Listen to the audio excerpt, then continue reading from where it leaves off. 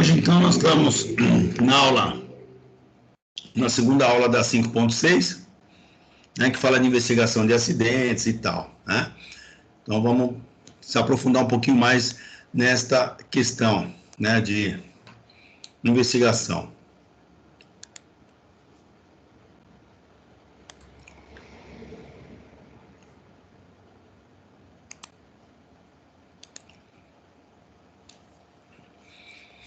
Então, nós vamos estudar um pouquinho hoje as metodologias, tá? As metodologias e análise de risco. Ou seja, primeiro, a gente saber o que é o risco, físico, químico, biológico e econômico de acidente, depois a gente vai começar a analisá-los, tá? Então, vamos lá. Essa competência, né? Isso era para estar falado ontem, mas eu já... o que está escrito aqui eu já comentei ontem, né? O que é essa competência, a quantidade de horas. E aí, o desafio, ou seja, só para você começar a pensar, seria quais metodologias de análise de risco no processo produtivo, no ambiente laboral, devo aplicar na empresa, campo do projeto, tá? É evidente que, acho que eu já falei para vocês, que antigamente a gente tinha projetos, né, no Senac, isso terminou, então a gente tinha uns projetos que agora é projeto integrador, que a gente tem no final do curso, né, então... acho que não deu tempo a galera falar com vocês, mas no final do curso a gente tem um projeto integrador. O que é o projeto integrador? O projeto integrador, ele é um projeto que vocês vão apresentar no final do curso, englobando todas as UCs, tá bom? Mas em horário oportuno a gente vai discutir isso aí. Aí nós temos aqui algumas bases tecnológicas que nós vamos falar, como análise de risco de trabalho, modos de falhas e efeito, análise de árvore de falha, o RASOP, a gravata borboleta, normas e técnicas legais, NR3 e também as correlatas, né, que subsidiam a análise de risco, conceito de risco grave eminente, permissão de trabalho, a norma ASNZ 4360 de 2004, que é uma norma australiana, e a ABS 8.800, as OSAs 18.001, e não está aqui, que é a ISO 45, tá? E o que baliza tudo isso, que é a NBR ISO 31.000, que eu passei para vocês ontem. Então, mostrei aqui e disponibilizei para o Ricardo, e eu vi no Zap que ele comentou que vai enviar para vocês. Então, nós temos aqui, primeiro vamos começar a entender um pouco desse universo. Tá? Análise de risco do trabalho, ou análise de risco de trabalho. Quem tem uma certa experiência, né, vivência em riscos e tal, quando você observa uma situação como essa, você acaba vendo já um monte de problemas e automaticamente a solução. Quando não se tem, então você tem que separar, né? Quando a gente não tem muita experiência, a gente vai primeiro analisar os riscos, né? Tanto os físicos, os químicos, biológicos, ergonômicos e acidentes, tá bom? A gente vai por partes. Então, quando a gente vai novo, né, recém-formado, aí você vai fazer uma inspeção na empresa, ou você cria um checklist, ou você vai para o risco. Então, hoje eu vou fazer só risco físico, amanhã só químico, depois só biológico, só ergonômico, por aí vai, né? Então, você começa a ver dessa forma, até você criar uma experiência que quando você chega, você faz todos os riscos numa inspeção só, tá bom? Temos aqui, os riscos físicos são aqueles gerados por máquinas e condições físicas características do local de trabalho, que podem causar danos à saúde do trabalhador. Então, nós temos aí umidade, calor, né?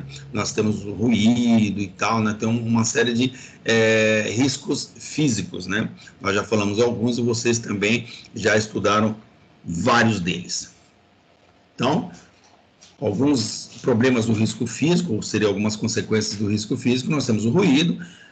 A consequência do ruído é um cansaço, irritação e dores de cabeça, diminuição da audição, aumento da pressão arterial, problemas de aparelho digestivo, taquicardia e perigo de infarto. Temos a vibração ou as vibrações, cansaço também, um camarada que está exposto a isso, acaba ficando irritado, dores nos membros, dores na coluna, dores nos movimentos, pode até gerar uma artrite, problemas digestivos também, lesões ósseas, lesões dos tecidos moles, lesões circulatórias, etc. Então, as vibrações, ela traz um monte de problemas. Nós temos o calor. O calor também pode gerar taquicardia, aumento da pressão, né, da pulsação, cansaço, irritação, choque térmico quando você sai do calor e entra no local uma temperatura bem diferente, né, bem mais frio, fadiga térmica, perturbações da função digestiva, hipertensão. Tem as radiações ionizantes, que aí tem as alterações celulares, câncer, fadiga, problemas visuais e também acidentes do trabalho. As radiações não ionizantes, que aí pode provocar queimadura, lesões nos olhos, na pele e em outros órgãos. A umidade, que são doenças do aparelho respiratório, quedas, doenças de pele, doenças também circulatórias. Frio, fenômeno vascular periférico, doenças do aparelho respiratório, queimadura pelo frio e por aí vai. E as pressões anormais, né, que são hiperbarismo, intoxicação por gases hipobarismo e mal das montanhas, tá? Então, quando são pressões ou questão de altitude, né, ou diferença, né, de altitude, tanto acima como abaixo, tá? Então, essas pressões trazem transtornos irreparáveis, ou seja, na linha do mar para cima, né, altas pressões, né, que é para baixo do mar, e baixas pressões, que é para cima, tá? Então, acho que você já ouviu falar quando a galera vai jogar bola lá no Bolívia, Peru, que vai jogar lá naquelas montanhas lá, a galera fica sem oxigênio, tá? Então, isso é um problema nas alturas, e quando é para baixo também, a pressão é maior, tá bom? Então, esses são os riscos físicos. Aí nós temos os químicos, que são aqueles representados pelas substâncias químicas que se encontram na forma líquida, sólida e gasosa. E, quando absorvido pelo organismo, podem produzir reações tóxicas e danos à saúde. Então, ela pode ser, as vias de penetração pode ser respiratória, pela pele e ingestão. Então, voltando só um pouquinho aqui no físico, então quando você observa o risco físico, né, que você vai dar uma volta na empresa, dentro da fábrica ou na empresa que você for trabalhar, você já tem ideia do que são riscos físicos, você já sabe, né? Então, radiações, frio, calor, umidade e tal, esses caras são lá na NR15, né, aquele montão de anexo que nós já discutimos bastante, vocês discutiram também em outra ocasião. Então, isso você já tem que começar a gravar. Já tem que estar mentalizando isso para quando chegar num ambiente, você já associar o ruído com o malefício dele. Produto químico com os malefícios dele. O calor com os malefícios. E automaticamente as medidas de correção para isso. Tá? Em primeiro lugar, a gente age de uma forma corretiva, depois de uma forma preventiva. Então, os riscos aí, químicos, né, e as suas consequências, nós temos poeiras minerais, como sílica, o asbesto, carvão mineral, e por aí vai um monte de poeiras do minério, né, que pode provocar silicose, né, que é o caso do excesso de quartzo, asbestose, que é o caso do amianto, a pneumoconiose dos minerais do carvão, né, tem as poeiras vegetais, que aí nós estamos falando de vegetal, algodão, bagaço da cana-de-açúcar, que pode ser a bicinose, que é do algodão, a bagaçose da cana-de-açúcar e por aí vai. Tem algumas poeiras alcalinas, né? Pode trazer problemas pulmonar, obstrutiva crônica e enfisema pulmonar. Essas poeiras incômodas aí, né? Que podem interagir com outros agentes nocivos no ambiente de trabalho, potencializando sua nocividade. Essas poeiras normal, de sujeira mesmo, essa poeira que fica. Às vezes tem pessoa tão sensível que entra e já começa a se sentir mal, né? Fumos metálicos, os fumos metálicos que é da operação de solda, então provocar doenças pulmonar, obstrutiva crônica, febre de fumos metálicos e intoxicação específica de acordo com o metal que estiver fazendo a solda. Névoas, gases e vapores, substâncias, compostos ou produtos químicos em geral. Isso é irritante, irritação das vias aéreas superiores. Exemplo, ácido clorídrico, ácido sulfúrico, amônia, cloro. Então, isso são tudo irritantes, né? Ele acaba irritando as vias aéreas superiores.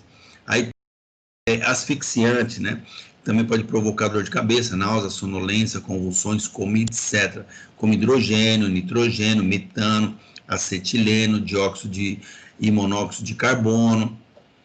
Tem alguns anestésicas, né? A maioria dos solventes orgânicos tendo ação depressiva sobre o sistema nervoso, podendo causar danosos diversos órgãos e ao sistema formador de sangue, né? Um exemplo é o butano, propano, benzeno, aldeído, cetonas, tolueno, xileno, álcools e por aí vai.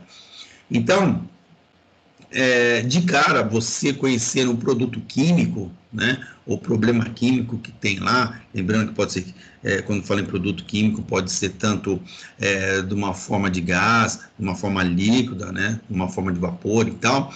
Então, os transtornos que ele tem. Aí, quando eu vou fazer uma inspeção na empresa, eu já imagino, né, a consequência quando você detecta uma exposição a qualquer produto químico, tá bom? Aí eu tenho os riscos biológicos, são aqueles causados por micro-organismos, né, como bactérias, fungos, vírus e outros, que são capazes de desencadear doenças devido à contaminação ou pela própria natureza do trabalho. Tá? Então, isso é um problema sério envolvendo esses riscos biológicos. Aí nós temos vírus, bactérias e protozoários, que provoca, né, a consequência são doenças infecto-contagiosas, como hepatite, cólera, amebíase, AIDS, tétano e por aí vai. Fungos e bacilos, né, que são infecções, infecções variadas, né, externa, né, na pele, que é um exemplo é a dermatite, né, e internas, doenças pulmonares, parasitas, né, que são infecções cutâneas ou sistemas podendo causar contágio. Então, essa consequência dos biológicos. Caramba, eu trabalho no escritório, eu acho que não tem problema biológico. Será que não tem no banheiro? Ah, mas no banheiro, quem vai ter problema no banheiro? O cara que limpa. Porque às vezes as pessoas se aprendem, né, ou se prendem apenas nos seus funcionários, esquece dos terceiros, esquece, ou às vezes até mesmo dos seus funcionários que executam limpeza nos banheiros. Tá aí, é um problema sério. Entendeu? É sabido que tanto pelas fezes como pela urina, pela saliva, pode provocar, né? Pode transmitir um montão de doenças. Então, por isso que a gente briga com a galera para não cuspir na pia, né? Cuspir no papel higiênico e jogar no lixo, se preocupar na hora que fazer suas necessidades fisiológicas da descarga, né? E aí com a vassourinha para não deixar nenhum resíduo, passar álcool no vaso sanitário, né? Lavar a mão e também lavar a torneira, tá? Com o mesmo sabão e por aí vai. Né? Então, são medidas que a gente também começa a tomar e orienta quem lava. Então, você vai lá e depara com o pessoal da limpeza sem luva, executando a limpeza de banheiro, que é um problema seríssimo que a dona de casa sofre, né? Não somente a dona de casa, né? Quem executa limpezas em casa. Então é interessante que às vezes você observa muitas donas de casa, né? Ou pessoas normais, né? Não é só a mãe, né? Mas sim as moças, os rapazes, tal, que ajudam a fazer essa higienização em casa, eles acabam tendo um problema sério. Por quê? Eles acabam, vai limpar o banheiro, mas quem entra no meu banheiro aqui é só eu, minha família, aqui não tem ninguém doente, ótimo, mas não tem doente, mas essas fezes, ela num local, o que vai acontecer? Né? Tomando ar e tal, ela vai se projetar um monte de bactérias e por aí vai. E aí é o momento que às vezes a pessoa vai limpar o banheiro, né?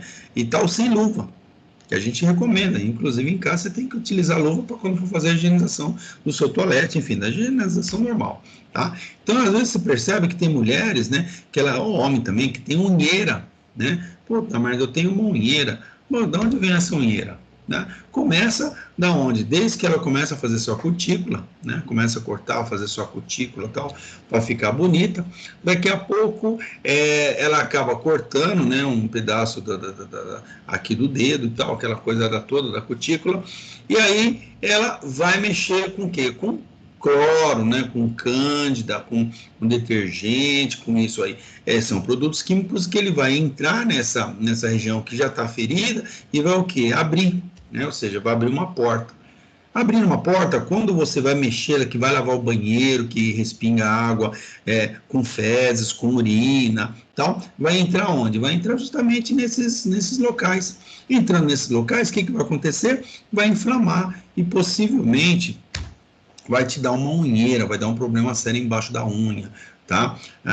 Isso acontece com muitas pessoas, tem muita gente que tem aí unheira, puta, mas de onde vem? Às vezes é um fungus, né, que ele pegou até mesmo no seu banheiro, tá? Então a gente acaba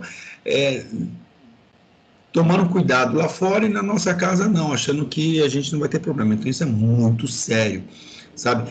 Lavar até fezes de animal também, porque animal também ele acaba tendo, né, essas questões biológicas também. Ele também pode, nas fezes dele, principalmente fezes que ficam muito tempo fora, né, sem ser recolhido e tal, aí criar aí um monte de vírus, bactérias e por aí vai. Isso é super importante. Na empresa a gente faz isso, tá? Na empresa a gente se preocupa com essa questão de higienização, orienta a galera da limpeza como que tem que ser, como que tem que usar a luva, inclusive isso, como que você usa a luva, como você tira a luva, lava a luva, guarda a luva e por aí vai.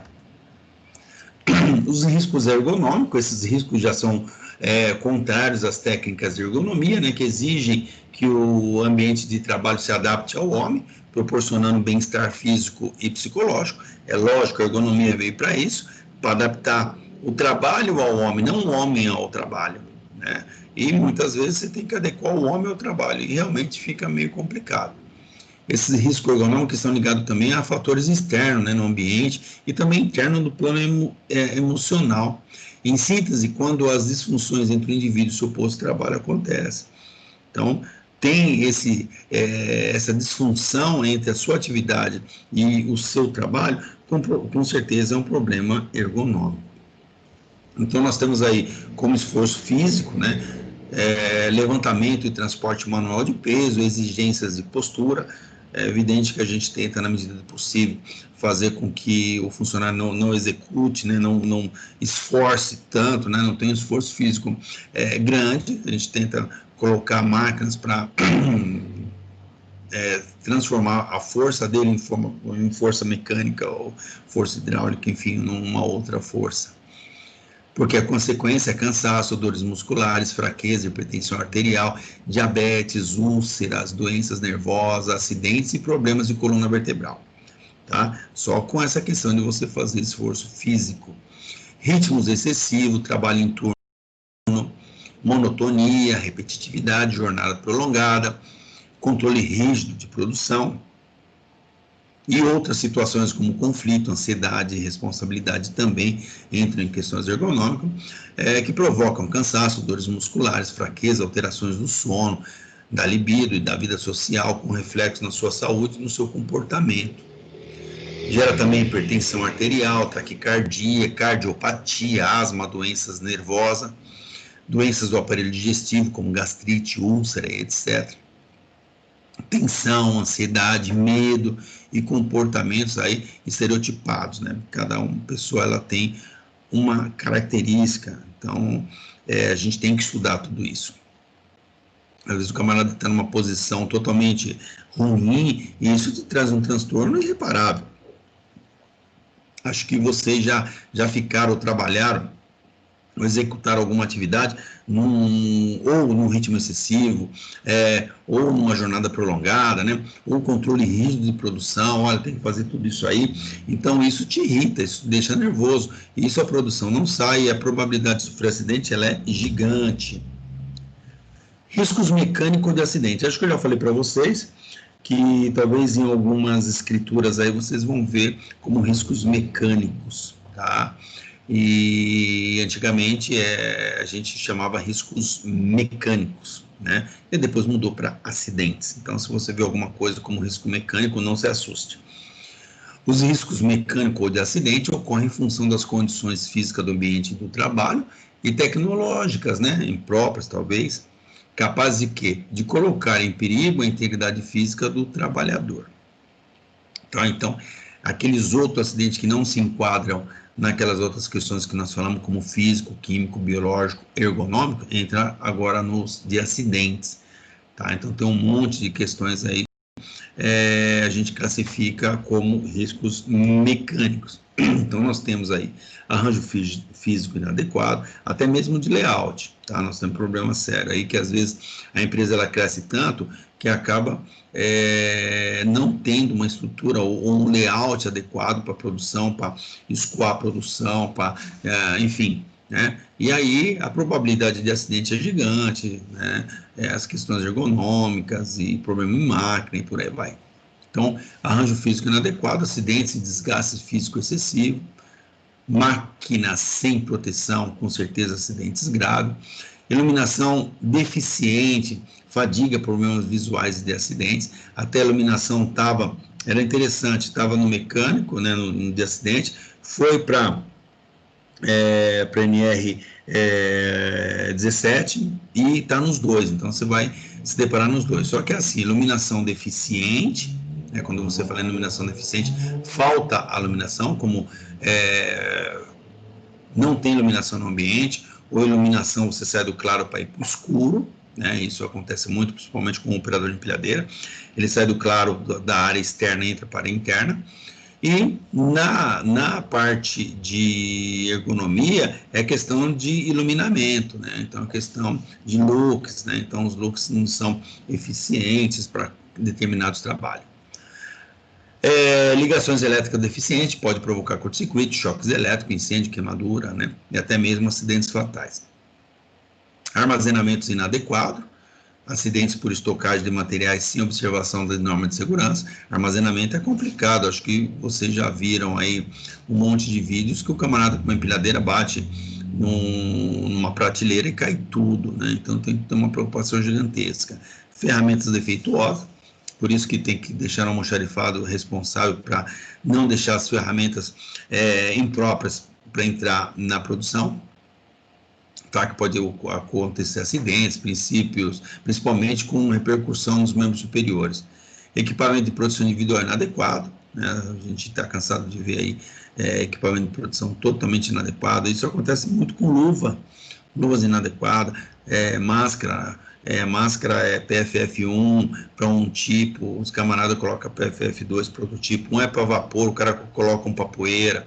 Então, não está escrito, então tem que tomar cuidado. Se é para vapor, é um tipo, se é para poeira, é outro, tá bom? Animais peçonhentos, né, como escorpiões, aranha, cobra, eles também, né, isso tem um problema sério, principalmente indústrias que tem mato próximo e tal, isso provoca um problema seríssimo. Possibilidades de incêndio, explosão e outras situações de risco que podem contribuir para ocorrências de acidentes. Tá? Então, de posse dessas informações e posse dos riscos que vocês também já conheciam, tá? E cada dia tem que se aprofundar muito mais, a partir daí, eu conhecendo os riscos, eu sei os problemas que ele pode provocar, e eu também vou saber as medidas de segurança que eu vou fazer em cada um. Então, eu vou fazer uma análise desse risco no trabalho. Tá? Então, quando eu falo fazer uma análise, eu vou fazer uma avaliação desse risco no meu posto de trabalho. Então, como que é isso, né? Qual que é o objetivo disso?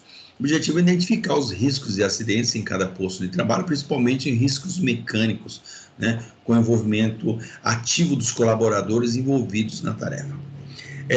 Com esse novo sistema que o governo está adotando aí, o PGR, né, e o GRO, né, que é o Gerenciamento de Risco Ocupacional, que a partir de março do ano que vem vai ter.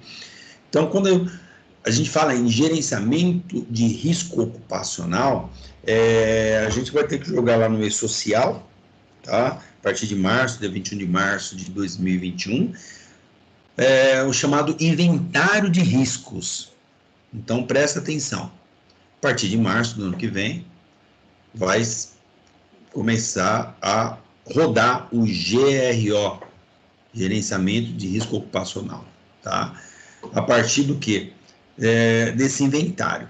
Então, o inventário é o que? A gente vai fazer todo o levantamento, que é o inventário, de todos os riscos que tem na empresa. Então, você vai separar os riscos físicos, químicos, biológicos, ergonômicos de acidente.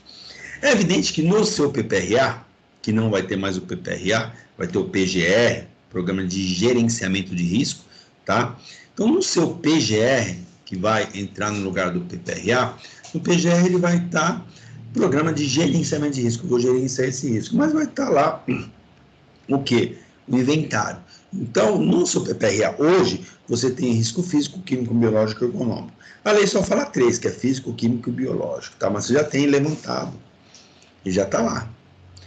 Só que nesse gerenciamento, né, ou nesse inventário, você vai ter que colocar todos, mas sem dó, tá? Sem dó. O governo quer saber todos para você jogar no social. Aí quando você jogar no social, automaticamente você já vai tomar as medidas e tal. Isso é importante porque quando você levanta todos os problemas, automaticamente você já toma medidas corretivas, preventivas e tal, e não deixa acontecer um acidente lá na frente. Entendeu? Então é isso que o governo quer. O governo quer que você faça um inventário, você coloca tudo. Para quê? Para lá na frente não ter problema, tá? Então, vamos começar aqui mais ou menos como que a banda vai tocar. Então, nós temos a avaliação de risco por posto de trabalho, uma visão geral aí do processo. Então, nós temos aí, nós vamos ter o inventário de cargos, né? Primeiro inventário de cargos, nós vamos pegar todos os cargos da empresa, todos sem exceção, vamos fazer o inventário de operações realizadas por cada caso, que hoje a gente faz, que é o grupo homogêneo de exposição, né? Mas aí a gente vai pegar por função, tá? E vamos fazer análise de risco das operações, tá?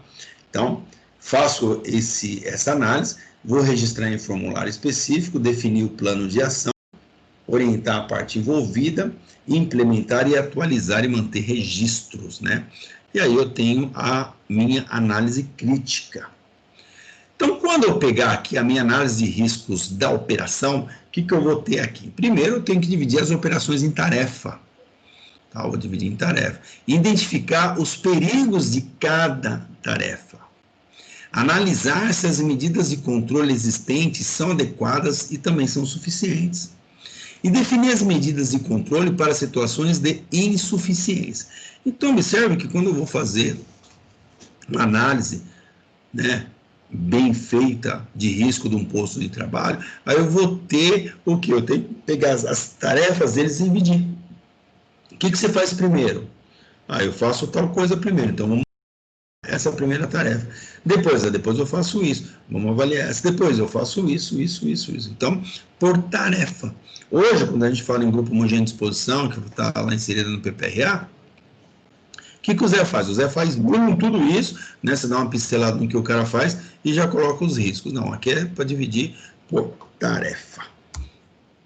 Então, nós temos aqui, após a definição de inventário, listar todas as tarefas executadas dentro de cada cargo, devendo ser consideradas tanto as atividades rotineiras quanto as esporádicas. Então, nós temos aí o operador de produção 1.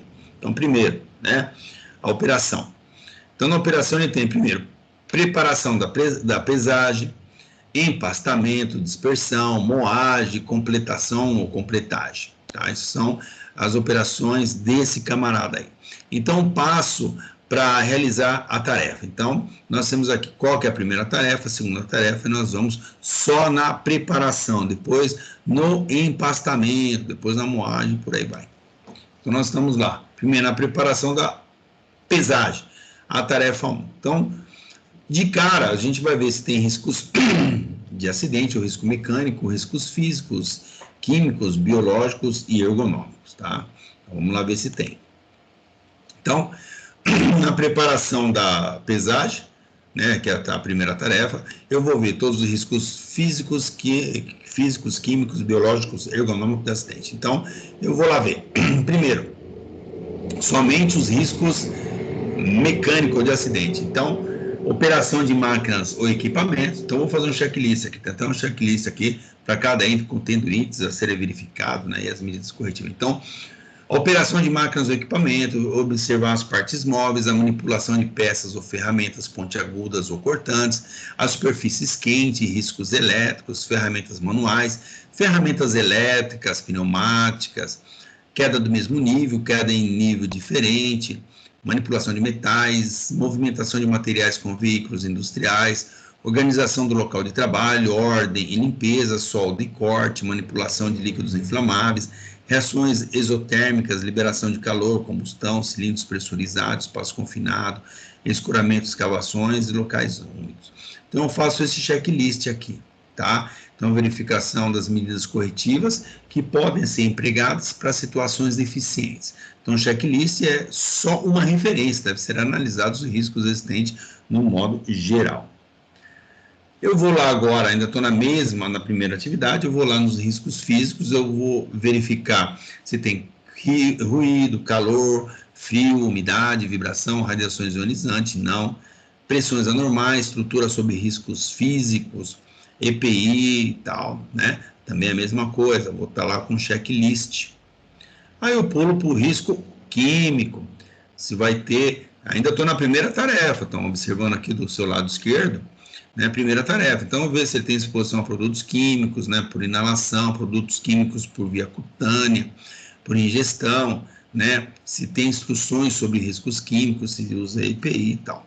Né? Então, nós estamos no químico, nós vamos para o biológico, se tem contatos com agentes biológicos, né, se usa EPI e tal. E, por fim, aqui, riscos ergonômicos, se ele tem trabalho repetitivo, trabalho pesado, levantamento em manipulação de objetos, dificuldades no manejo, iluminação, posto de trabalho em pé, trabalho com computador, condições ambientais, exigências superestimadas ou subestimadas e horário de trabalho. Então, vocês observem que para uma função, uma tarefa, olha quanta coisa nós conseguimos aí evidenciar, conseguimos observar. Então, para vocês verem que o negócio não é brincadeira. Então, conseguimos visualizar um monte de coisa. Por isso que essas avaliações de risco, elas têm que ser muito profundas, tá? De posse dessa informação, eu vou jogar para essa outra planilha, que é a avaliação de risco para o posto de trabalho, né? Um formulário qualquer aqui, um modelo de formulário. Então, tem a unidade, tem a operação, tem as tarefas, tem os riscos, as medidas existentes, controle, né, adequação, né, se o controle está adequado ou não, ações necessárias, responsável e prazo. Então, olha aqui, uma atribuição só, a gente começa a aumentar aqui. Então, você vai pegar o formulário desse aqui, você vai ficar preenchendo até cansar. Só que, de posse de todas essas informações, você é de convir que você vai conhecer profundamente todos os problemas da sua empresa. Você vai conseguir enxergar que essas medidas, né, se existem medidas, se não existem medidas, se você tem que adotar alguma medida, se ela deve ser adotada em curto, médio ou longo prazo. Então, observem só a quantidade de informações que vocês vão buscar, tá? A partir de uma tarefa. Imagine, então, um cara que faça várias tarefas, tá? Então, imagine um cara faz um monte de atividades. Então, o cara faz um monte, com certeza isso aqui vai ser gigante. Tá bom? E aí, nós estamos falando, volta aqui, de uma avaliação de risco. Agora, nós temos outras metodologias, tá? Que tem uma dela, que é a falar de análise de modos de falhas e efeito, chamado AMFE. Essa análise de modos de falhas e efeito, ela é uma técnica para análise de riscos que consiste no exame de componentes individuais, com o objetivo de avaliar efeitos que eventuais falhas podem causar no comportamento de um determinado sistema. É, portanto, uma análise sistemática com ênfase nas falhas de componentes não considerados falhas operacionais ou erros humanos. Então, quando você pega uma ferramenta dessa, é para analisar o quê? Falhas e efeito. Mas falha e efeito de falhas operacionais, tá? Então, de sistema, não de falhas de operação ou erro humano, tá? Então, a gente tem que saber muito bem a ferramenta que vai ser utilizada. Muitas empresas utilizam essas ferramentas para quê? Para examinar lá máquinas, peças, tá bom? Como ele fala aqui, falhas que podem causar comportamento de um determinado sistema. Então, saber se o sistema realmente ele está 100%. É importante ressaltar que também não é o objetivo da análise de modos de falha e efeito estabelecer as combinações de falha dos equipamentos ou as sequências das mesmas, mas sim estabelecer como as falhas individuais podem afetar diretamente ou contribuir de forma relevante ao desenvolvimento de um evento indesejado que possa acarretar consequências significativas. Tá? Então, a gente consegue, com essa ferramenta, descobrir, né, algum evento indesejado que possa acarretar aí consequências significativas. A gente pode fazer uma avaliação dessa em equipamentos, tá bom? Que a gente vai ver um pouquinho para frente. A aplicação dessa técnica em sistemas ou plantas industriais, ela permite analisar como podem falhar os diferentes componentes, equipamentos ou sistemas de forma que possam ser determinados os possíveis efeitos decorrentes dessa falha, permitindo, consequentemente, definir alterações de forma a aumentar a confiança ou a confiabilidade dos sistemas em estudo, ou seja, diminuir a probabilidade de ocorrência de falhas indesejáveis. Então, a gente tem muitos casos aí que você pega um equipamento e aí você vai fazer um teste para ver se ele falha, se ele pode falhar, tá bom? Então, um monte de empresas, elas utilizam essa análise aí em peças, em máquinas e por aí vai. A análise de modo de falha e efeito, ela foi desenvolvida em 49 por militares americanos, a partir de 88 que começou a ser utilizada em empresas como a Chrysler, Ford, General Motors, né? Mas empresas do ramo automobilístico, né? Para saber se as peças trazem problema, por que aconteceu aquilo e tal. Então, para sempre ter o que uma peça depender da outra para que o sistema ele funcione muito bem. Tá? Então, como parte dos chamados programas avançados de planejamento de qualidade em projetos e processos. Tá? Então, é importante que não somente essas empresas, começou com elas, né? Mas hoje muitas empresas utilizam isso, essa ferramenta. Pode-se concluir que os principais objetivos dessa análise são o quê? A revisão sistemática dos modos de falha de componentes, né, de forma a garantir danos mínimos ao sistema, determinação dos possíveis efeitos que possíveis falhas de um determinado componente poderão causar em outros componentes no sistema em análise, determinação de componentes cujas falhas possam redundar em efeitos críticos na operação de um sistema de análise. Então, observe que às vezes nós, da segurança do trabalho, a gente usa muito equipamento, né? Então, imagine só, você vai ter um princípio de incêndio, você vai usar um extintor, não funciona. Entendeu? Pô, então, mas eu vou ter que testar o extintor antes para ver se está funcionando? Não, mas a gente tem que pensar numa questão como essa. Tá? Então, a gente tem que ver. E se falhar? Então, a gente começa já a imaginar. Se falhar, eu já tenho que deixar um plano B, C e por aí vai. Tá? É basicamente um método qualitativo que estabelece de forma sistemática uma lista de falhas com seus respectivos efeitos e pode ser de fácil aplicação e avaliação para definição de melhorias de projetos ou modificações em sistemas ou plantas industriais. É evidente que no papel a gente consegue avaliar muito mais do que quando está funcionando. Tá? Então, pode ser utilizada nas etapas de projeto, de construção e operação. Por que a gente fala disso aí? Porque muitas vezes a segurança do trabalho ela participa desses projetos. Né? Olha, nós vamos construir uma planta, né? E a segurança do trabalho ela é atuante nesse projeto, porque a gente já tem que ir lá discutir a questão da segurança do trabalho, né? Desde o projeto, quando está construindo, né? Tanto na parte quem está construindo, como também na parte construída, né? Como vai ficar em questão de segurança, a parte de incêndio, a parte a parte de elétrica, né? Os espaçamentos, né? Atendimento à norma e por aí vai. E também a parte da operação, se ela atende todos os requisitos legais também. Na etapa de projeto, a técnica é útil para a identificação de proteções adicionais que possam ser facilmente incorporadas para a melhoria e aperfeiçoamento dos aspectos de segurança do sistema. Tá? Então, quando está no papel, a gente consegue visualizar muito mais. Já na fase da construção, pode ser utilizada para avaliação das possíveis modificações que possam ter surgido durante a montagem do sistema.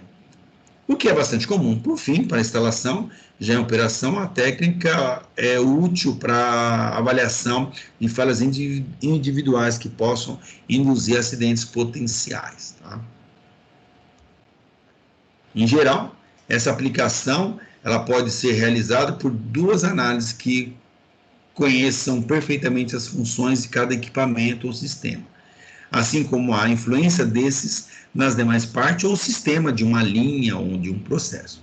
Em sistemas complexos, o número de análise é normalmente incrementado, né, de acordo com a complexidade e também especificidades das instalações. É evidente, essa ferramenta, conforme a complexidade do que for fazer, é evidente que os testes, né, são maiores, as avaliações elas são bem maiores. Tá? Então, de forma geral, para garantir a efetividade na aplicação dessa técnica, deve dispor do quê? Lista dos equipamentos do sistema, conhecimento das funções desses equipamentos, né, do sistema e da planta industrial, o fluxograma do processo também, a instrumentação, diagramas elétricos, entre outros, né, documentos aí, e também informações de acordo com a instalação ou processo a ser analisado. Isso é tudo no projeto. Deve contemplar o seguinte: determinar o nível de detalhamento da análise a ser realizada. Então, é profundo, né? Quando a gente fala em análise, você tem que partir do princípio que ela tem que ser profunda, né? Uma análise, qualquer análise, principalmente quando você fala uma análise crítica, a análise crítica só tem duas vertentes, o sim ou não, o pode ou não pode, o é ou não é. Tá? Então, quando alguém fala, ó, faça uma análise crítica, ou é ou não é, sabe o que é? Você poderia, não, tá errado, ou tá certo. Atende, não atende. Por isso que quando a gente vai fazer a auditoria, ela só tem duas vertentes, atende ou não atende, né? Conforme ou não conforme, simples assim. Então, ela tem que definir o formato da tabela de informações a serem apontadas, definir o problema e as condições em seu contorno, né? Preencher essa tabela e apontar as informações e recomendações. Esse nível de detalhamento, que é importante, ou seja, quanto mais informações nós colocamos em qualquer análise, nós vimos aí na análise de risco, né, por tarefa, quando você pega lá, que você esmiuça, que você detalha, é evidente, quanto mais detalhado for as análises, mais profunda será a sua avaliação, tá? Então, com certeza, você vai conseguir procurar pelo em ovo, tá? Isso é super importante. Então, dependerá, obviamente, da complexidade da instalação a ser analisada, bem como dos objetivos a serem alcançados. Assim, se a análise tiver por finalidade definir a necessidade ou não de proteções no sistema de segurança adicionais, que seria uma redundância, né? Certamente a análise deverá ser mais detalhada e criteriosa, podendo haver a necessidade de estudar cada equipamento, acessório, interface, intertravamento, etc. A gente vê isso aí quando vai fazer uma análise. Então, fala, olha, a gente precisa de uma bomba, então vou colocar 2, 3 bombas, né, para executar tal atividade. Eu vou colocar um sistema intertravatório, né, então vou colocar uma luz de emergência, né, que nós falamos aqui até mesmo ontem, em equipamento de segurança. Então, a gente coloca uma luz de emergência, uma luz de um feixe luminoso, que é para, se o camarada passar, tem uma cortina, o sistema ele trava, mas se o sistema não travar, a gente coloca uma outra, né? Então, se falar o primeiro, a gente tem um segundo, só que a gente tem que exaustivamente fazer com que não ocorra esta falha, tá? Por isso que tem que estudar para ver o que, olha, esse sistema aqui pode dar falha, então a gente tem que tentar resolver o problema dessa falha ou adotar outro. O formato da tabela a ser utilizado está também associado ao tipo de análise e nível de detalhamento desejado. Então, na sequência, estão apresentados dois tipos de tabela, sendo que no segundo, um exemplo de tabela para uma aplicação da ANFI, né? Então, como que desenvolve aí essa aplicação? A definição do problema e também das condições do contorno deve contemplar a determinação prévia que efetivamente será analisado. Assim, de forma geral, como elementos mínimos devem ser considerados a identificação da planta, dos sistemas a serem analisados.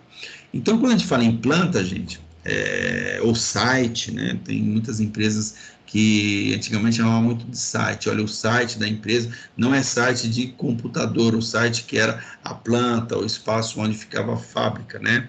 Então, olha, a planta, né? Primeiro era site, o site da empresa, ó, nós estamos no site tal, no site tal.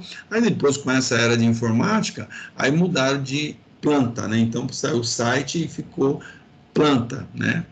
Então, onde fica instalada, né, a empresa. O estabelecimento dos limites físicos do sistema, né, o que implica normalmente na utilização de fluxogramas de engenharia, é importante, por isso que vocês têm que entender de um fluxograma, um organograma, lá para frente a gente vai também falar disso, o organograma é da organização, né? Então, como que é organograma, organização, então, desde quem que é o presidente, quem que é não sei quem, então a organização, isso falando em indústria. Então, olha, vamos fazer um organograma da brigada de incêndio, né? Então, quem que é a organização da brigada, tá? E o fluxograma, fluxo de processo, fluxo, tá? Então, como que é o fluxo de processo? Começa aqui no início e vai tal, né? Até o fim. Começa no início, olha, então a matéria-prima chegou no estoque, do estoque foi para tal, não sei para onde, vai tal, e vem todo o fluxo do processo, tá bom?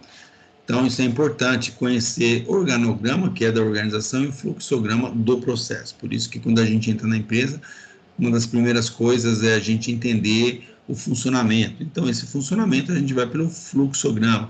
Como que é o fluxo aqui do processo? Olha, entra aqui, sai aqui, tal, para a gente poder entender melhor. O reconhecimento dessas informações, elas são necessárias para quê? Para identificar os equipamentos e suas relações com os demais sistemas e também na planta a ser analisada.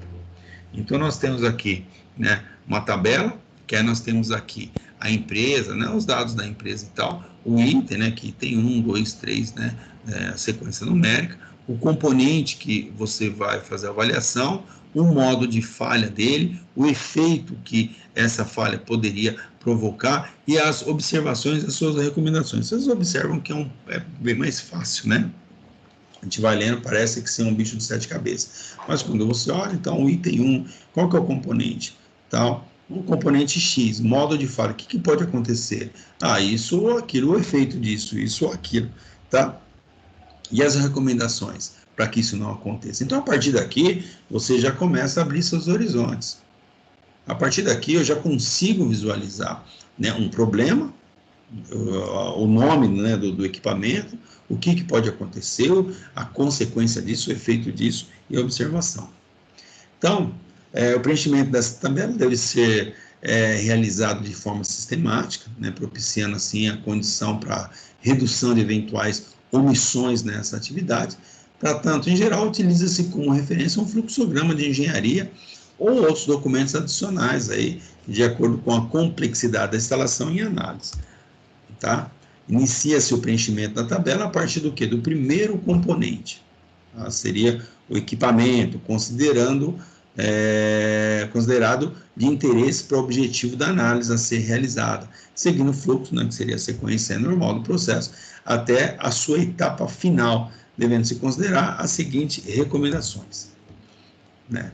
Que é o que? Identificação adequada desses equipamentos, né, considerando aí sua denominação formal dos dados adicionais, né, se for necessário, descrever adequadamente, contemplar os diferentes modos de falha em relação ao modo normal de operações de cada equipamento, considerando, né, essa análise. Enfim, por exemplo, um modo de falha de uma válvula de controle que opera normalmente aberta pode ser falha em abrir ou falhar fechada. Então, deixa eu só ler aqui de novo. Um modo de falha de uma válvula de controle que opera normalmente aberta pode ser falha em abrir ou falha fechada, tá? Então, imagine só numa empresa, essa válvula ela tem que estar aberta, né, para entrar uma quantidade de produto para fazer determinada atividade. Só que acontece o quê? Pode ser que alguém passe e feche essa válvula ou diminua a entrada de produto, então na sua mistura com certeza vai ter um problema sério quando for lá fazer a questão da qualidade, né, do produto. Os analistas devem priorizar e se concentrar na análise, em especial nas situações que possam provocar consequências relevantes. Para cada módulo de falhas identificado, deve-se procurar avaliar os efeitos de outros componentes no sistema. Por exemplo, uma falha possa gerar o vazamento de um líquido por um selo de uma bomba, tem um efeito imediato ao redor desse equipamento. E caso o produto seja inflamável, poderá ocasionar um incêndio afetando outros equipamentos situados nas imediações. Então, imagine só, se está tendo um vazamento, tá? Pode ter um vazamento de água, tá? Numa tubulação, então, olha, foi feita uma análise, teve um vazamento de água. Nesse vazamento de água, caiu água onde caiu também, né? Pode ser que caia água num componente eletrônico, pode danificar o equipamento eletrônico, ou pode ser uma parte elétrica que pode também gerar uma série de problemas. Mas é água. Mas e se for um produto inflamável? Tá? Por isso que a preocupação de quando vai fazer essa análise, né, de falhas, observar o quê? O que pode acontecer? Tipo assim, em poucas palavras, se der merda, o que eu faço? Tá? Então, mas eu já tenho que saber, se der, o que vai dar. Então, vamos supor, voltando um pouco para a nossa realidade, você vai colocar um balancinho, né? Um balancinho é para o camarada fazer um trabalho de frente, né? De fachada. Caramba, vamos fazer uma análise, né? Sobre esse balancinho. Primeiro, a trava que segura lá, ela tá legal, tal. Mas se ela romper, puta merda, se romper. Então é bom a gente passar em dois pontos de ancoragem, legal. E o cabo? Se o cabo romper, olha, se romper um, a gente coloca o outro, então já é bom ter um de reserva. Então não vou trabalhar com 4, vou trabalhar com 6, porque se romper o um, né, então não desestabiliza. E se a catraca der problema? Eu tenho uma catraca de cada lado. Mas se eu fizer, entendeu? Então começa a avaliar a situação assim, se der problema aqui, como aquele exemplo que nós mostramos lá naquela tabela. Então, qual que é o efeito disso? O efeito é isso. Então, caramba, vai ter um efeito, então eu tenho que tomar muito cuidado.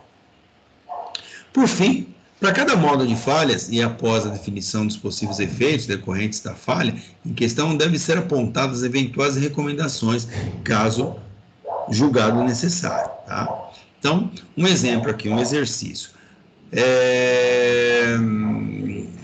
Esse exercício ele representa o quê? De forma bem simplificada e esquemática, uma caixa de água de uso domiciliar que todo mundo tem, para a qual foi desenvolvida uma análise aí de falha-efeito, de forma a ser estudada as possíveis perdas decorrentes da falha de seus componentes. Então, nós temos aqui a entrada de água, nós temos uma válvula de entrada, nós temos a boia, nós temos a válvula de alívio e nós temos uma saída de água. Isso aí é uma coisa que você tem na tua casa, uma coisa que você está cansado de ver, tá bom? Talvez esses detalhes assim te chamam um pouco a atenção, fala, caramba, mas quando você materializa a sua caixa d'água, você vai ver que então entra a água, né? Então a água ela entra numa válvula, essa válvula que vai segurar a boia, né? Então quando a boia subir, ela tranca. Tem a saída de água que vai para a tua casa, e se por um acaso a boia estourar, tem a válvula de alívio, beleza? Então isso é uma coisa que você tem na sua casa. Então vai fazer uma análise desse processo. Então, primeiro, apresentado a seguir mostra a aplicação técnica dessa análise de falhas e efeito. Então vamos lá. Então nós temos aqui, primeiro, mesma coisa, o item, componente, o modo de falha, o efeito e as observações. Então, para a boia, modo de falha, o que pode acontecer de problema, né? O modo de falha, a falha em flutuar, né? Não está flutuando. Então, qual é o efeito disso? A válvula de entrada abre, o recipiente pode transbordar, redundando em perdas de consumo excessivo. Ou seja, se a boia ela flutua, né? Então, se ela flutuar, o que vai acontecer? Ela estourou, né? Vai entrar bastante água e vai vazar. E aí, e as observações e recomendações? Olha, inspecionar periodicamente essa boia, né? Ao detectar consumo excessivo ou perda, cortar o suprimento de água até um reparo, né? Então, o cara já colocou uma observação. É o que acontece na tua casa. Então, se você observar lá que começar a sair, vazar água pelo ladrão, por isso que é obrigatório ter o ladrão, senão transborda a sua caixa e enche sua laje, a gente coloca um ladrão, que começa a cair água, você, opa, tá saindo água pelo ladrão. Aí você vai lá e você fecha o seu registro. O 2, né? Componente 2, válvula de entrada. Então, a válvula de entrada, ela pode ter falha aberta, quando o nível de água atinge o máximo, né? Então, falha nela aberta. Então, o recipiente pode transbordar, redundando em perdas de consumo excessivo. Ou seja, ela tem uma falha, tem um problema que ela não fecha, ela fica direto aberta. Ou seja, vai ficar direto aberta, tá? A mesma boia vai forçar ela para fechar, não vai conseguir fechar, e ela vai transbordar. Mesma coisa, pressionar periodicamente essa válvula, ao detectar também o consumo excessivo, tal, fazer o reparo. E a falha fechada, ela não abre, então desceu e fechou, não sai água por ali, tá? Então, falha fechada, não abre quando o nível desce. Então, a boia fica suspensa, podendo levar o recipiente ao nível mínimo, ocasionando aqui falta da água, seria falta de suprimentos. Então, inspecionar periodicamente isso, tá? Então, isso é importante, muito importante, tá? Isso aqui parece uma coisa besta, mas eu constantemente lá na fábrica eu tenho 2 caixas que eu passo por lá e todo dia eu bato para ver se a boia, porque é uma boia elétrica, né? Uma boia que ela, quando abaixa, ela dá um sinal, né? Para a caixa de baixo manda água, mas às vezes ela fica numa posição que começa a baixar e pode dar um problema. Nessa boia, uma vez deu problema e ficamos sem aí o suprimento. Aí nós temos o 3, que é a válvula de alívio, que é o ladrão. Falha fechada, ou seja, entupido, né? Então, ou não tem ou está entupido. Somente poderá causar algum dano significativo combinado com outra falha, né? Por exemplo, da boia. Então, nessa válvula de alívio, nesse ladrão, ele está ali quietinho, ele só pode, a gente ver a falha dele, se for o quê? Junto com uma boia. Tá? Então, tem aí uma combinação de outros problemas. E o recipiente, né, que é a caixa d'água, que poderia ter o quê? Uma rachadura, que a gente não fala rachadura, a gente chama colapso. Tá? Então, uma forma técnica aí de falar, queria você falando assim, olha, tal reservatório, ele rachou. Normalmente você vai ver, né? Olha, aquele pilar, ele entrou em colapso, né? Que seria, ele rachou. Aquela caixa d'água, ela entrou em colapso, ou seja, ele rachou, tá bom? E aí, rachando, perda significativa de água, alagamento, falta de água, por aí vai. Então, essa é uma análise, entendeu? De falha e efeito. Beleza?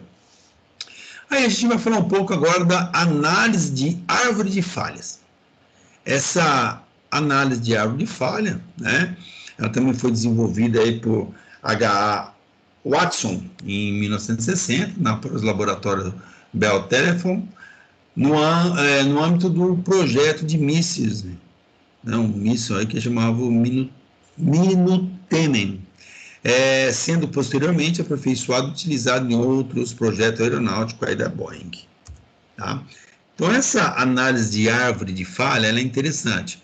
É um método excelente para estudo de fatores que poderiam causar um evento indesejável, que é uma falha, encontra sua melhor aplicação no estudo de situações complexas. Essa análise de árvore falha é uma técnica dedutiva que tem por objetivo identificar as causas potenciais de acidentes e falhas, eventos indesejáveis, né, que é o topo, num determinado sistema, a partir da combinação lógica das falhas dos diversos componentes dos sistemas, além de permitir a estimativa da probabilidade ou da frequência da ocorrência de uma determinada falha ou acidente, obtenção da probabilidade da ocorrência do evento indesejado. Então, é um método que possibilita uma análise quantitativa e qualitativa, tá? Pode ser tanto exata, como também por suposições, como nós lemos no slide anterior. Consiste na construção de um processo lógico dedutivo, por dedução, que partindo de um evento indesejado, né, predefinido, seria uma hipótese acidental, busca suas possíveis causas. O processo segue investigando as sucessivas falhas dos componentes até atingir a chamada falhas, que seriam as causas, né, que não podem ser desenvolvidas e para as quais existem dados quantitativos disponíveis. O evento indesejado é comumente chamado de evento topo. Tá? Isso é análise de árvore de falha, então o topo. Então, esquema para elaboração da árvore de falha para a falha de uma luminária. Então, falha da lâmpada em acender. Tá? Então, uma falha na lâmpada em acender. Você tem duas vertentes, ou a lâmpada está queimada, ou não há lâmpada na luminária. Tá? Isso é um primeiro item. Tá? Falha da lâmpada em acender, pode ser a lâmpada queimada ou não a lâmpada na luminária. Tá?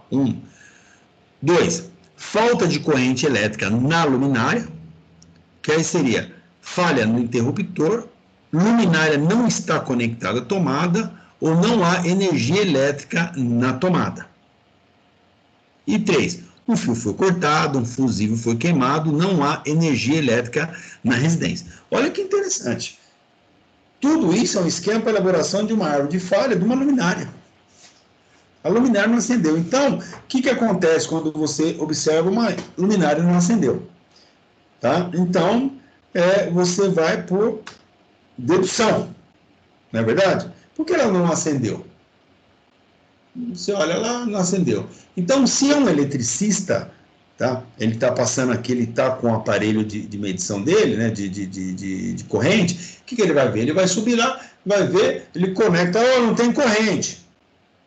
Ou tem corrente. Então, se tem corrente, deduz que a lâmpada esteja queimada. Mas se não tem, você passou, você viu uma lâmpada que não acende. Será que é o interruptor? Será que é a lâmpada? Será que... Entendeu? Olha o universo de informações que você tem, tá? Só para o esquema dessa elaboração de árvore de falha. Então, nós temos lá a falha da luminária em acender, né? Com o evento a ser desenvolvido, né? Que é o evento que a gente chama evento topo. Então, falha na luminária em acender. Então, nós passamos lá. Falha. Opa, estão com o microfone aberto. Então, nós temos falha na lâmpada em acender.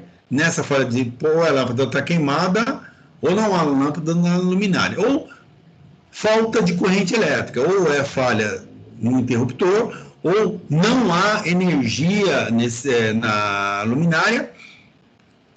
O fio foi cortado, falta de energia, tal, e o fusível está queimado. Então, olha aqui esse diagrama, que interessante. Isso para uma árvore, ou para uma árvore, para uma luminária.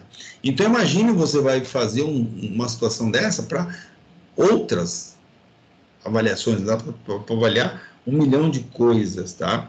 Por isso que chama-se árvore de falhas, tá? Então, você vem aqui, coloco lá o problema, eu venho esmiuçando ele, tá? Então, outra análise da árvore de falha. Então, exemplo, um evento indesejado por um congressista que não consegue chegar a tempo na sua conferência, tá? Então, vamos fazer uma árvore de falha aí, tá? Ele não consegue, né, chegar a tempo na conferência. Mas por quê? Isso por dedução, a princípio, evento a ser desenvolvido, não consegui chegar a tempo na conferência. Então, quais os problemas? Houve atraso no transporte ou deixou o hotel muito tarde. Se houve um atraso no transporte, foi o quê? Houve um atraso na saída ou houve um atraso no trajeto? Se houve um atraso no trajeto, houve imprevisto, teve um acidente no trajeto, ou excesso de tráfego. Ou ele deixou o hotel um pouco tarde, porque demorou para se aprontar, o jantar se prolongou. Se demorou para aprontar, por quê? A roupa passada atrasou, ou atrasou o cronograma, alguma coisa assim, ou o jantar se prolongou, né? O restaurante demorado, o papo estava bom. Então, observem que essa análise abre e falha, que você consegue explorar. Isso a gente acaba fazendo no nosso dia a dia, mas é mental, tá? Então, a gente vê um problema e você vai matando o problema por dedução. Tá? Então, você entra na fábrica, você vê uma lâmpada queimada, olha, aquela lâmpada está queimada. O que eu falo? Eu já penso, olha, manda trocar essa lâmpada que está queimada. O que vai acontecer? O cara da elétrica, da manutenção elétrica, vai lá para vir com uma lâmpada para trocar. Quando ele sobe para trocar, pô, Milton, mas não é a lâmpada, é o reator. Então, e aí? O reator está queimado, porque a lâmpada não está. E está passando energia, então é o reator. Então, ele consegue rapidamente resolver o problema. Mas e se for um problema mais complexo? Quando você joga numa árvore dessa, fica bem mais fácil. Beleza? Então, paro por aqui, tá? Eu vou deixar o Razop, que é um pouco mais complexo, para a gente falar amanhã. Por hoje é só. Por hoje eu paro aqui nesse slide. Nós temos 115 slides e eu prometi parar neste 56. Aqui. Aí eu quero saber de vocês se tem alguma pergunta, alguma dúvida até aqui, tá? Lembrando que nós estamos falando de investigação de acidente e as ferramentas aí que são as metodologias para tal. Beleza? Alguém tem alguma dúvida, algum comentário a fazer sobre o exposto de hoje? Por minha parte, não, professor. Eu não. Só uma coisa, professor, que eu achei interessante, porque novamente eu tive um caso, só que para fazer um laudo ergonômico, por causa que, assim, da cadeira que não estava muito boa, aí foi bem interessante a parte que o professor mostrou da tabela da questão de risco ergonômico, porque às vezes a gente fala assim, um detalhe assim, por mais que seja ridículo, um negocinho aqui da cadeira que não está muito bom, a angulação adequada, os problemas que pode dar na coluna, na parte cervical, essas questões, a gente pode ser uma coisa tão besta, mas que dá um agravo, parece um efeito cascata, que leva isso. Não sei longe, até aproveitando o seu gancho aí, aqui mesmo, aqui onde eu estou, porque acho que não vai dar para enxergar. Minha esposa também está trabalhando em home office, né? Ela trabalha na Caixa Econômica, então nós tivemos que montar uma estação de trabalho aqui, né? Então tem um escritório e nós montamos aqui. E aí nós estávamos fazendo o quê? Ela sentada na cadeira normal, né? Não sabia quanto tempo a gente ia ficar, pega a cadeira da cozinha. É uma cadeira dura, não, então vou pegar a cadeira da sala de jantar, que é uma almofadada. Aí falou, Milton, não tá legal, meu. E, caramba, eu quando levantava da cadeira, parecia que eu estava aleijado, parecia que eu tinha tomado uma surra. Aí ela comprou uma peça, né, um suporte, né? Deixa eu ver aqui. Um suporte. Ela comprou um suporte, né? Um suporte para sentar, tá? Um suporte, ela colocou o suporte na cadeira, né? Colocou o suporte na cadeira, melhorou um pouco, mas eu estava incomodado com aquilo, né? E aí, a gente também não sabe quanto tempo, eu falei, não dá certo, e ela estava com dor nas pernas, e eu levantava daqui, parecia que tinha tomado um monte de porrada nas costas. Aí, estamos errados, vamos lá e comprar uma cadeira adequada. Fomos lá e compramos uma cadeira ergonômica. Então, mas eu vou fazer o quê? Eu preciso de uma cadeira decente aqui para o meu trabalho, porque eu não posso dar aula à minha esposa que fica o dia inteiro aqui. Ela fica aqui, estava com dores nas pernas, varizes, não sei o quê, um monte de coisas. Tem que fazer aí massagem, o caramba. Acabou o problema. Fomos lá e compramos uma cadeira adequada, que tem tudo que a ANR pede está aqui. Então, estou confortável. Dou minha aula super tranquilo, levanto, assim, ó. Igual na fábrica, fico lá o dia inteiro, é a mesma coisa que você está falando. Às vezes é um detalhe na cadeira que te mata, pô.